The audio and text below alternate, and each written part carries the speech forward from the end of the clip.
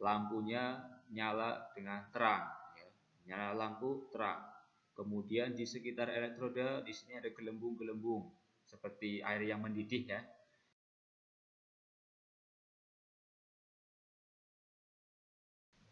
Assalamualaikum warahmatullahi wabarakatuh. Salam sehat, salam semangat belajar.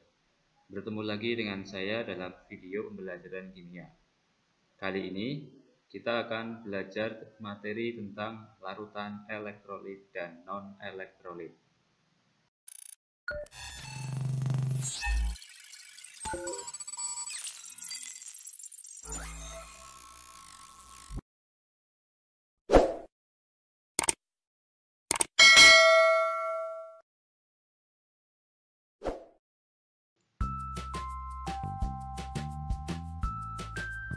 Sebelumnya, mari kita perhatikan gambar berikut.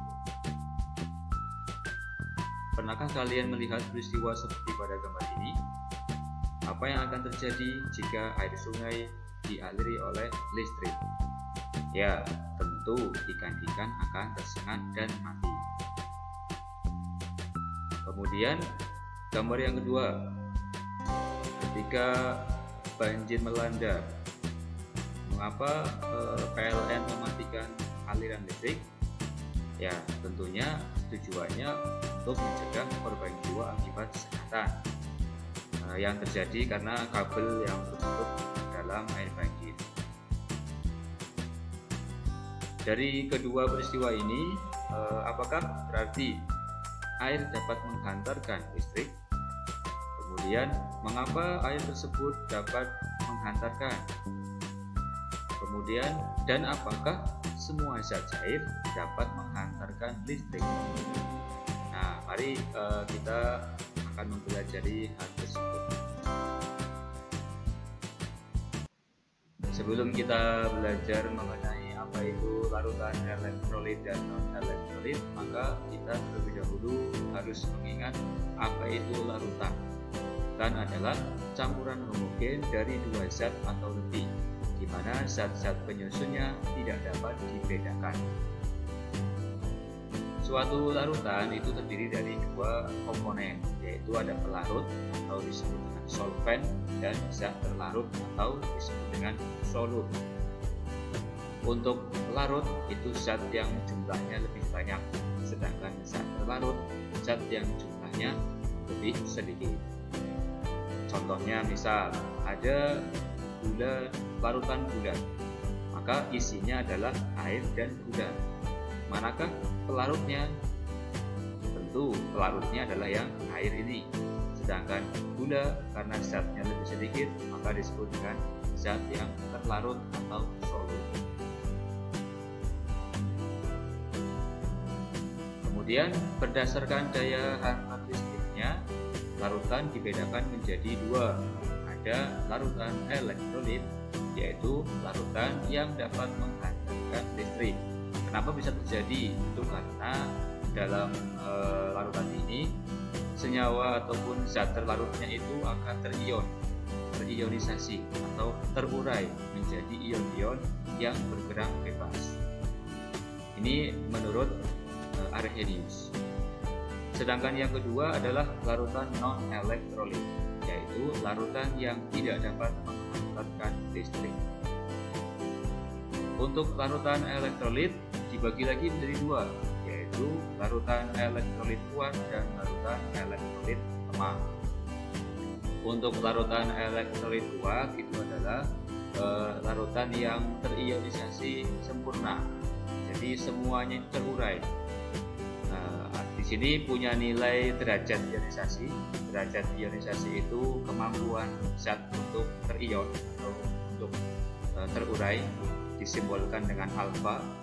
Untuk elektrolit kuat itu alfanya sama dengan 1.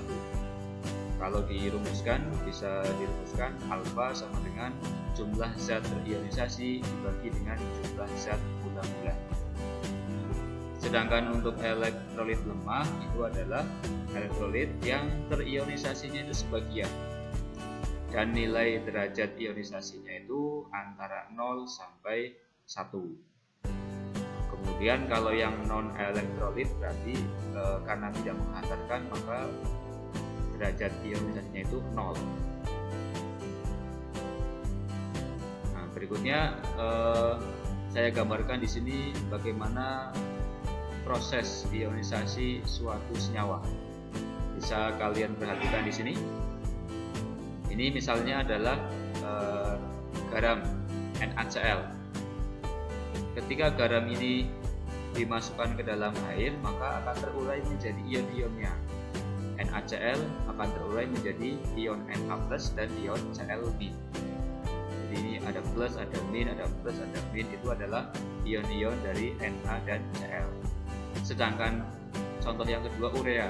Urea ini masuk ke dalam non-elektrolit atau yang tidak bisa terionisasi.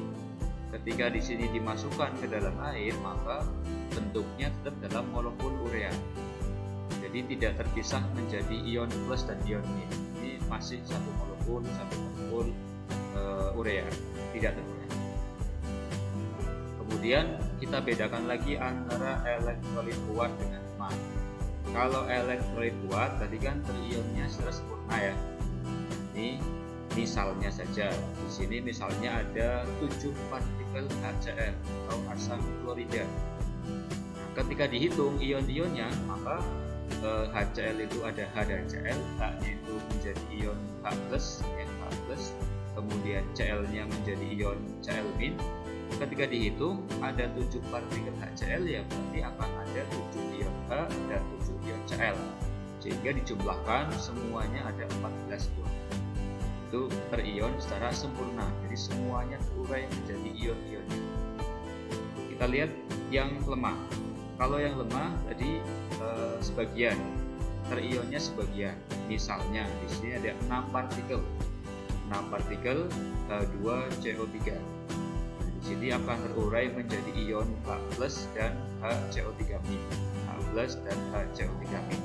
Ketika dilihat di sini, dari 6 partikel ternyata yang terion hanya 2 saja. H+-nya 2, HCO3-nya juga ada 2. Sedangkan yang 4 ini masih tetap dalam bentuk molekul. Nah, kemudian bagaimana cara menuliskan reaksi ionisasi? Di sini kita harus bisa menuliskan reaksi ionisasi. Misalnya di sini contoh dari elektrolit kuat, NaCl atau garam dapur. Di sini kan ada rumusnya NaCl, maka ionisasinya adalah Na+ plus Cl-. NaOH, natrium hidroksida, maka ionisasinya adalah Na+ dan OH-. Kemudian H2SO4 atau asam sulfat, ionisasinya adalah ada H+ dengan SO4, karena di sini H-nya 2, maka di sini 2H+ dan SO4-. KCl atau kalium klorida, K+ dan Cl-. Kemudian yang lemah CH3COH atau asam asetat. Nah, di sini CH3COH menjadi H+ dan CH3CO- sampai ke contoh yang lain-lain. Sedangkan yang non elektrolit karena tidak terurai, maka reaksi ionisasinya nggak ada, kita nggak bisa menuliskan reaksi ionisasi. Nah, kemudian antara yang kuat dengan yang lemah ternyata menuliskan reaksinya juga berbeda. Kalau yang terionisasi sempurna, tanda panahnya semua ke arah kanan, ya. Sedangkan yang lemah karena sebagian, maka di sini panahnya itu bolak-balik. Ini artinya bisa terjadi reaksi bolak-balik. Nanti reaksi bolak-balik itu seperti apa ada di bab yang lain atas.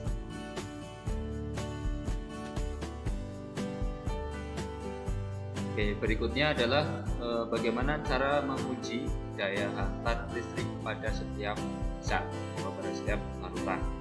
Nah, di sini kita bedakan menjadi 3, ada elektrolit kuat, ada elektrolit lemah, ada non elektrolit. Bagaimanakah tanda-tandanya?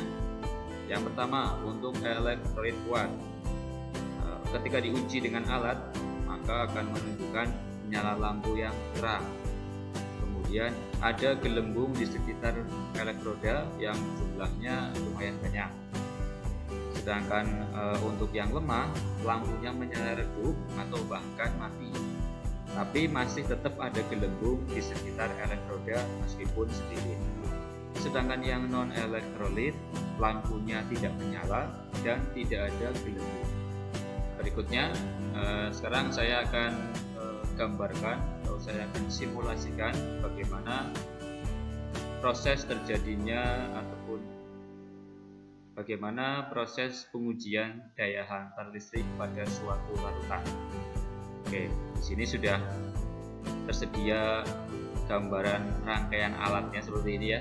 Di wadahnya, ini larutannya, di sini adalah elektroda. Elektroda ini kutub positif dengan kutub negatifnya. Kemudian ada sumber listriknya, bisa dari batu baterai, dari aki ataupun yang lain. Dan ini ada lampu yang menunjukkan indikatornya itu lampu, apakah nyala atau enggak. Kemudian di sini nanti ada gelembung-gelembung di sekitar elektroda atau tidak. Oke, yang pertama, larutannya adalah air murni atau rumus kimianya adalah H2O.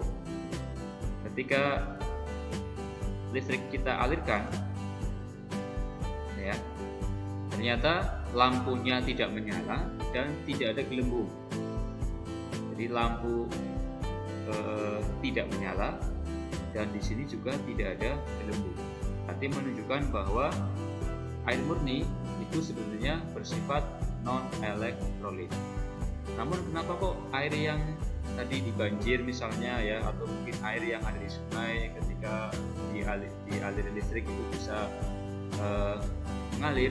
Itu karena air tersebut itu bukan air murni. Karena air sungai ataupun air banjir itu kan sudah banyak sekali campurannya. Kalau air murni itu ya adalah air yang kandungannya hanya H2O saja. Yang berikutnya saya coba untuk yang air garam. Ya, garam ketika listrik dialirkan ternyata lampunya nyala dengan terang, nyala lampu terang. Kemudian di sekitar elektroda di sini ada gelembung-gelembung seperti air yang mendidih ya. Ini menandakan bahwa larutan tersebut adalah elektrolit kuat. Kemudian saya coba lagi misalnya glukosa atau gula. Kira-kira sifat gula bagaimana? Ketika listrik dialirkan, maka di sini tidak ada tanda-tanda, ya, lampunya mati dan di sini juga tidak ada gelembungnya. Berarti gula termasuk non elektrolit. Kemudian saya contohkan lagi misalnya asam asetat atau cuka.